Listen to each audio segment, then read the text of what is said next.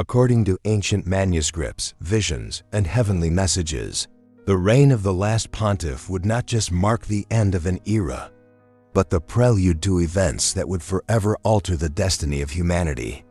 Saint Malachy, Nostradamus, the secret messages of Fatima, all of them, separated by centuries, pointed to this very moment.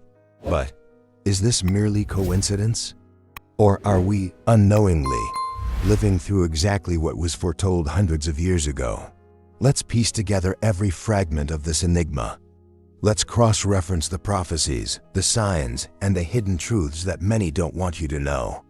Brace yourself. You're about to see history in a way you've never seen before.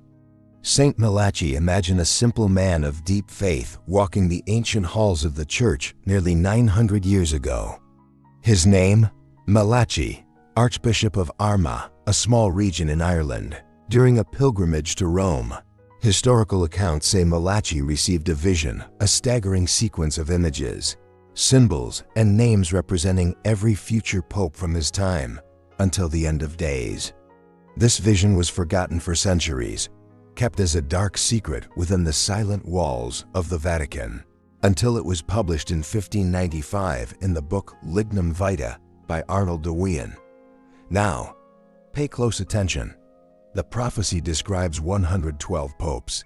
For each, Malachy left a short, often cryptic phrase that eerily connects to key events or traits of their papacy. For example, De Meditate Luna, from the half moon, linked to Pope John Paul I, who died just 33 days after his election, a full lunar cycle. Labor Solis, the labor of the sun, associated with John Paul II, born and buried on days of solar eclipses. But when we reach the last pope on the list, the tone shifts dramatically. Malachy writes, "In the final persecution of the Holy Roman Church, there will reign Peter the Roman, who will feed his flock amid many tribulations. When these have passed, the seven-hilled city will be destroyed, and the terrible judge will judge his people." Yes, you heard that right. Peter the Roman Petrus Romanus would be the final shepherd. His reign would be marked not by glory, but by chaos, persecution, and destruction. There would be no successor. After him, the end would come. And here's where the connection to current events becomes even more unsettling. The current pope, Francis, doesn't bear the name Peter, but he was born in spiritual Rome, Latin America, and many scholars see strong symbolic parallels. Others believe Francis is the penultimate pope, and the next will be the true Peter the Roman. The fall of Rome, the rising tensions in the Vatican, internal scandals, religious and political divisions, it all echoes the prophecy. The prophecies of the last pope, the death of the pope, the fall of the Vatican, these are no longer forgotten legends. They are questions growing more uncomfortable with each passing day. And this is just the beginning. Nostradamus, if you've ever heard of future predictions, you've crossed paths with his name, Nostradamus. A man shrouded in mystery, sometimes portrayed as an alchemist, other times as a seer, but always remembered for his cryptic words that seem to transcend centuries. Michel de Nostradamus, his real name, lived in the 16th century, a time when predicting the future could get you accused of heresy or worse. Yet, he dared to write his visions in the famous book Les Prophecies, a collection of quatrains, 4-line poems, filled with symbolic imagery. Now listen to this. Among these quatrains are intriguing references to an old pontiff, a sacred city in ruins, and the fall of the church itself. One of his most cited quatrains says, "When the great pontiff changes territory, Rome will be consumed by fire, secrets will be revealed, and the world will fall into disorder." Rome, the city of 7 hills, would be consumed. The Pope, the great pontiff, would leave his place. And with his departure would come the collapse not just of the church's structure, but of an entire system of power. Another disturbing passage mentions an old pontiff being forced to flee. The old shepherd will be forced to flee, leaving the tiara behind. During the long-lasting war, the church will suffer great losses. The tiara is a direct symbol of the papacy. Was Nostradamus speaking of internal persecution? Of division so deep they'd force the Pope to abandon his post or be removed by force? Today, many Nostradamus scholars point out that the Vatican's successive crises scandals, doctrinal divisions, the unprecedented resignation of a Pope, Benedict XVI, are direct echoes of these prophecies. And even more alarming, some interpretations suggest that the death of the last Pope, or his removal, would mark the beginning of global chaos, a domino effect of political, economic, and spiritual instability. Thus, Nostradamus' prophecies, combined with the prophecies of the last Pope and the death of the Pope, seem to paint a picture of inevitable transformation. But Nostradamus wasn't the only one pointing to this spiritual rupture. Fatima, Portugal, 1917. Amid the chaos of World War I, 3 poor children, Lucia, Francisco, and Jacinta, claimed to receive a series of visits from the Virgin Mary herself.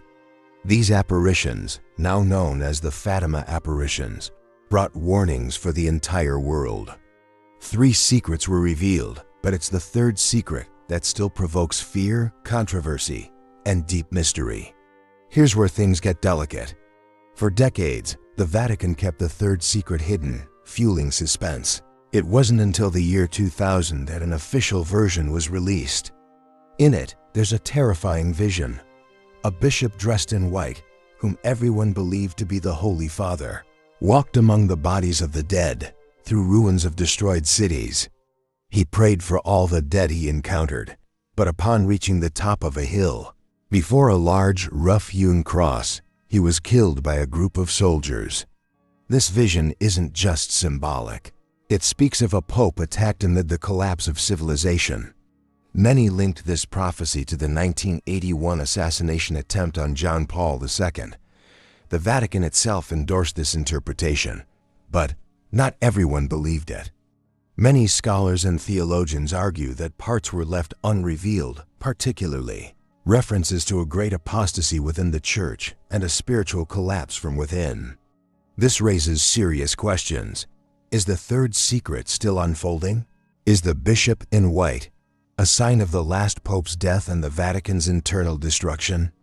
And when we look at today's reality, it's impossible to ignore unprecedented scandals shaking the Church's authority, traditional faith being questioned like never before, internal tensions and doctrinal divisions splitting the Church open. The Fatima prophecies, the prophecies of the last Pope, and the signs of the apocalypse we see today all seem to be building toward the great tribulation that was warned about. But Fatima wasn't the only voice.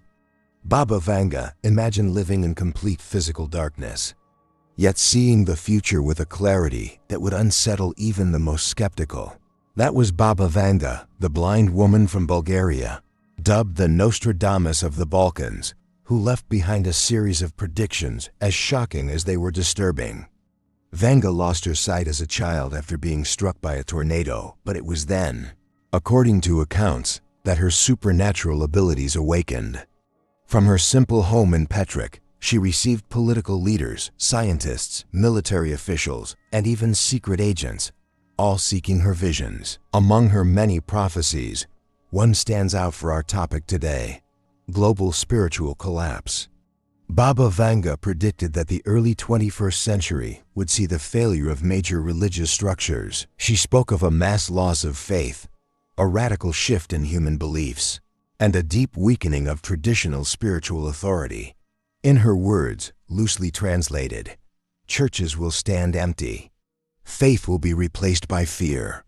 New spiritual paths will arise, but few will find the truth. And more, she reportedly said that a great religious leader would die in times of immense instability, opening the door to a cycle of global crisis. Now think about it. We're seeing churches closing, faith being abandoned en masse, replaced by ideologies, extremism, or pure spiritual emptiness. And we're on the brink, or perhaps already in the midst of the most sensitive issue: the death of the last Pope, as foretold in the prophecies of Malachy, Nostradamus, Fatima, and now Baba Vanga. The death of the Pope, the end of traditional spiritual leadership, The fall of the Vatican, all these pieces are slowly falling into place on history's chessboard.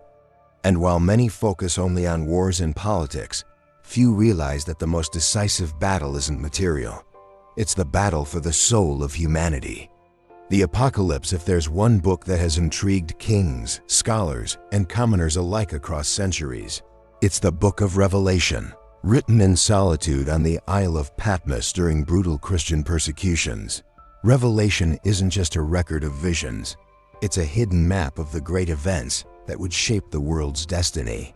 Among its most powerful images is the figure of Babylon the Great. John describes Babylon as a woman clothed in purple and scarlet, adorned with gold, precious stones, and pearls, holding the cup of abominations. She represents a corrupt city, drunk on the blood of saints, a power that corrupts kings and nations. But here's the key. Since the Middle Ages, many theologians have identified Babylon with Rome, not just the city, but the center of Western Christian power. And John is direct in his vision: fallen. Fallen is the Great. She has become a dwelling for demons and a haunt for every impure spirit. The prophecy continues, describing sudden collapse like a merchant watching his wealth vanish in a single hour. The ruin would be so complete that no music, no craftsmen, no light, no joy would ever be found there again. Now connect this to current events: scandals within the church, loss of credibility, internal divisions over core doctrines, an aging, weakened pope surrounded by political and spiritual tensions. And then ask, are we witnessing the fulfillment of these words? Is the death of the pope, foretold in the prophecies, and the signs of the apocalypse we see today, the trumpet blast announcing the fall of Babylon the Great? The biblical apocalypse, like the prophecies of Nostradamus and Fatima, seems to converge on one point: a global collapse that begins silently with spiritual downfall. But like all ancient prophecies, Revelation also leaves clues of hope. The choice ahead history shows us a pattern as old as time. Every fall is followed by a choice. After the death of the last pope, the one who, according to prophecy, would reign amid the greatest spiritual tribulation ever seen, the world will face an invisible but inevitable fork in the road. On one side, chaos; on the other, renewal. Malachy's prophecy ends with a grim warning: after Petrus Romanus, Rome would be destroyed, and the terrible judge would come to judge his people. The biblical apocalypse speaks of Babylon's fall, but also announces a new heaven and a new earth for those who endure to the end. Baba Vanga foresaw that after an era of deep spiritual darkness, a new global consciousness would emerge, where humanity would find a purer faith, free from institutional corruption. Nostradamus, too, spoke of suffering and destruction, but then a time of peace led by a great spiritual monarch. In other words, the collapse is certain, but what comes after depends on humanity's response. Will the void left by the Pope's death and the collapse of religious structures be filled by despair, anarchy, and spiritual hunger? Or will it be the chance for the rebirth of an authentic, indestructible faith? The Fatima prophecies whisper hope in this moment. In the end, my immaculate heart will triumph. But between now and that triumph, there will be darkness, a time of trial where each person must choose which side they're on. And what most don't realize is that this choice won't be made in public squares or grand battles. It will be made in silence within each soul.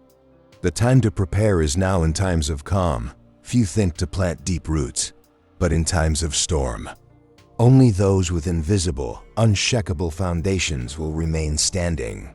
If the prophecies of the last pope, the signs of the apocalypse, and the warnings of Nostradamus, Fatima, and Baba Vanga are unfolding before our eyes, and all evidence says they are, then one thing is certain: the time to prepare is now.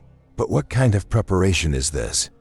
We're not talking about building bunkers or stockpiling food, though prudence is never wasted. The real preparation is far subtler and infinitely more powerful. It's spiritual, because when the Pope's death comes, whether literal or symbolic, and the Vatican's collapse becomes irreversible, the world will enter a phase of deep moral and spiritual upheaval. And in that new reality, only those with eyes to see and hearts to endure will navigate the chaos. Right now we must strengthen faith, not in human institutions, but in what is eternal.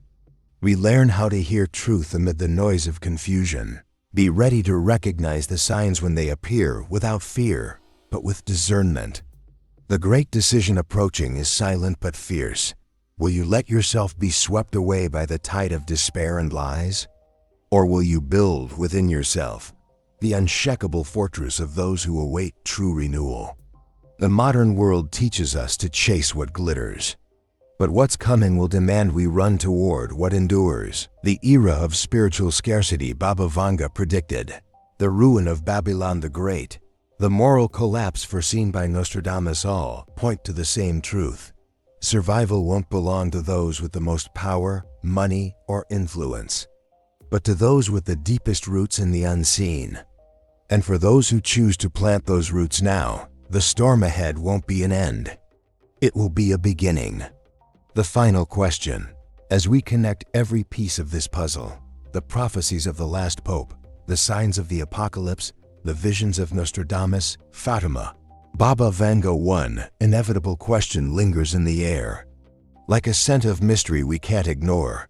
Are we living the last prophecy? Not tomorrow. Not in some distant future. Now. The modern signs are all before us. Wars, crises, rebellions. Loss of faith, spiritual division. Scandals wounding the soul of the church. The death of the Pope, foretold in ancient prophecies, no longer feels like a vague possibility. It feels like an imminent chapter, quietly pushing us toward the climax of a millennia-old story.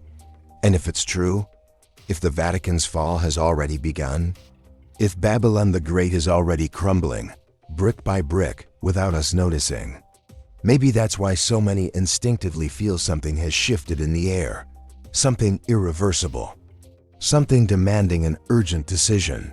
But here's the most unsettling truth. Prophecies aren't inescapable fate, they're warnings. The choice has always been, and still is, in human hands. The only question that truly matters now is, are you ready to see what most choose to ignore? If these truths have stirred something in you, if something inside you has awakened, then I invite you to join this journey with eyes wide open. Share in the comments, which of these prophecies moved you the most? Do you believe we're truly living out these ancient warnings? I read every comment because your voice matters here. And if you want to keep diving deeper into this knowledge, if you want to be ready for what's coming, then subscribe now and turn on notifications, because in the next videos, we'll reveal even more hidden truths. And I want you here, on the front lines with me. History isn't over, it's just beginning. And you're part of it.